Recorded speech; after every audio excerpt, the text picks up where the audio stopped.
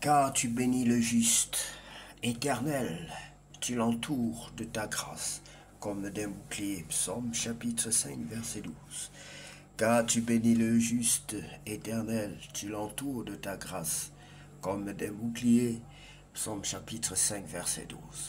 Car tu bénis le juste, Éternel, tu l'entoures de ta grâce, comme d'un bouclier. Psaume chapitre 5, verset 12. Bonjour, bonsoir bien-aimés, que Dieu vous bénisse. C'est l'heure de la prière et de la repentance. Quel que soit le point où vous vous trouvez sur ce monde, sur cette terre, bien-aimés, nous allons donc rendre grâce à Dieu pour ce moment, quelle que soit la date, bien-aimés. Que Dieu vous bénisse. Seigneur, en cette fin de journée, nous venons te remercier pour ta fidélité et ta présence constante dans nos vies. Père Céleste, merci pour cette journée que nous avons vécue sous ta protection.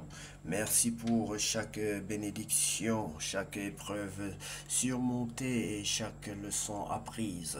Alors que nous nous préparons à nous reposer, pardonne nos erreurs, purifie nos pensées et remplis-nous de ton esprit. Veille sur nous et nos familles cette nuit et renouvelle nos forces pour demain. Nous nous appuyons sur ta promesse, car tu bénis le juste, Éternel, tu l'entoures de ta grâce comme d'un bouclier. Psaume chapitre 5, verset 12. Bien-aimés, nous allons aussi prier pour ceux qui n'ont pas encore reçu le Seigneur Jésus-Christ dans leur vie comme leur sauveur personnel et qui veulent bien le faire. Donc, si tu veux accepter le Seigneur Jésus dans ta vie comme ton sauveur personnel et ton Seigneur, je te prie de prendre une position qui honore ton Dieu et de le reconnaître, de le confesser, puisque tu reconnais déjà, tu crois déjà en Dieu, mais la Bible dit dans le livre de Romains chapitre 10, verset 9, autant pour moi, que si tu crois dans ton cœur, et si tu confesses dans ta bouche le Seigneur Jésus-Christ, tu seras sauvé. Bien-aimé, tu vas maintenant prier après moi. Tu vas dire, Seigneur Jésus-Christ, je crois dans mon cœur que tu es le Fils unique de Dieu. Je t'accepte dans ma vie comme mon sauveur personnel. Je t'invite dans ma vie. Viens dans ma vie. Viens demeurer dans ma vie. Viens, Seigneur Jésus, je ne mérite pas ta présence dans ma vie. Mais je crois que par ta grâce, tu peux entrer dans ma vie et me délivrer. Par ta grâce, tu peux entrer dans ma vie et me sauver. Par ta grâce, tu peux donner un sens à ma vie. Seigneur, je reconnais que je suis un pécheur. Viens dans ma vie et règne en maître et Seigneur. Viens régner en maître et Seigneur. Baptise-moi et fais de moi ton enfant, Seigneur. Car toi seul revient la gloire, la puissance et l'honneur pour tous les siècles. Amen. Sans plus tarder, bien-aimés, nous allons lire la parole de Dieu dans le livre de 1 Corinthiens, chapitre 6. Le procès entre chrétiens. Les procès entre chrétiens. Quand vous avez une querelle entre vous, vous faites juger l'affaire par des juges qui ne connaissent pas Dieu et non par des gens qui appartiennent à Dieu. Comment osez-vous faire cela? Ceux qui appartiennent à Dieu jugeront le monde. Vous ne savez donc pas cela?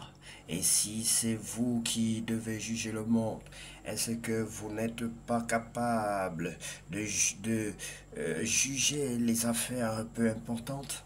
C'est nous qui jugerons les anges. Vous ne savez donc pas cela? Alors nous pouvons bien juger les affaires de cette vie.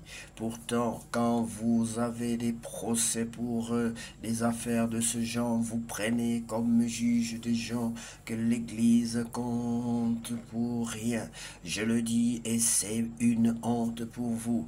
Il n'y a donc parmi vous aucune personne sage capable de servir d'arbitre entre un chrétien et un autre, mais un chrétien est en procès contre un autre, et cela devant des juges qui ne croient pas au Christ. En tout cas, pour vous, C'est déjà un échec d'avoir des procès entre vous. Pourquoi est-ce que vous ne préférez pas supporter l'injustice?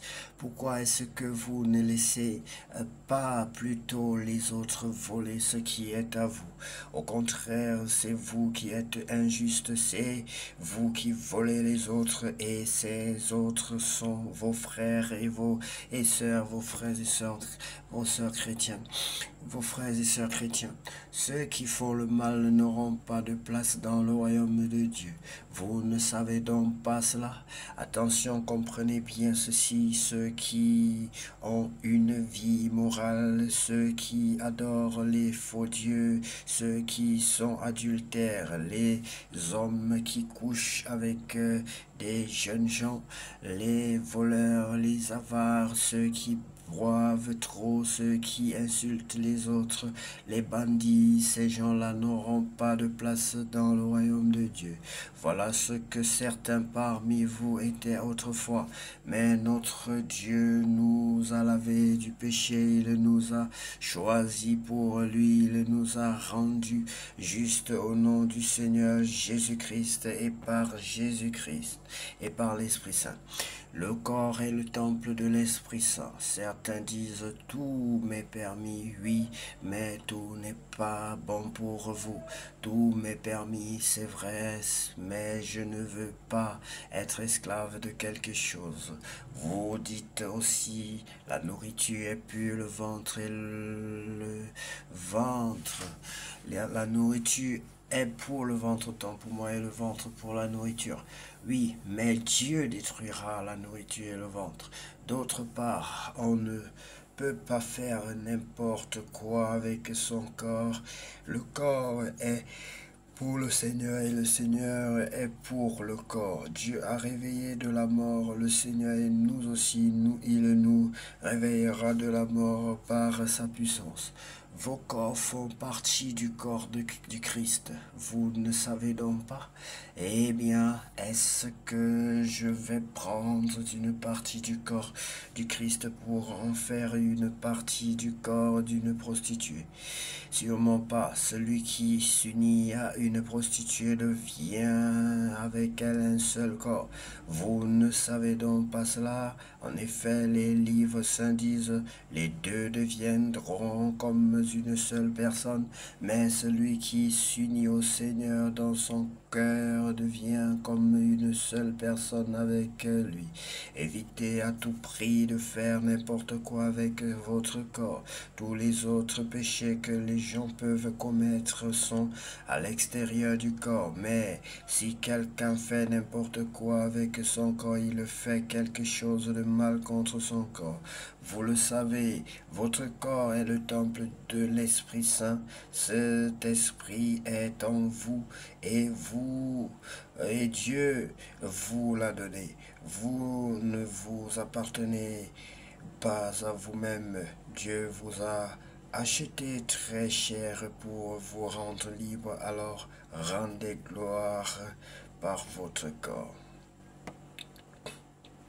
Bien-aimé, que Dieu vous bénisse. Il faut prendre le temps de relire ces paroles profondes qui parlent de notre corps, qui nous donnent des révélations sur notre corps, sur le Christ, sur le corps de Christ. Il y a beaucoup de choses à apprendre dans ce livre, bien-aimé.